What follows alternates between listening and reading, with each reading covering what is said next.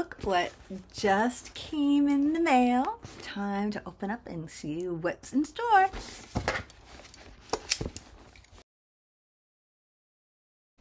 I really stink at doing this. Screw it. This is how I usually do it. There we go.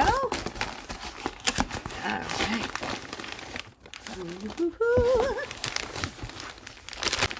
This is a Venus in warm light brown. Let's take it out. That is going to be lovely.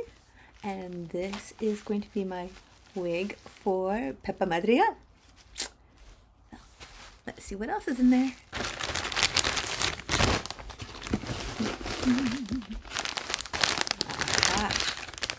Now this is a Luthien in black. Now if you've been following my cosplays, you know that I use Luthien for both Poison Ivy and for She-Hulk. Okay, not the same Luthien. Luthien in rust red for Poison Ivy, Luthien in olive for She-Hulk. And now we have Luthien in black. And this is for a surprise cosplay. I'm not letting anyone know what this is, but just picture someone who might have long black hair. And there we go. Until next time, thanks for watching.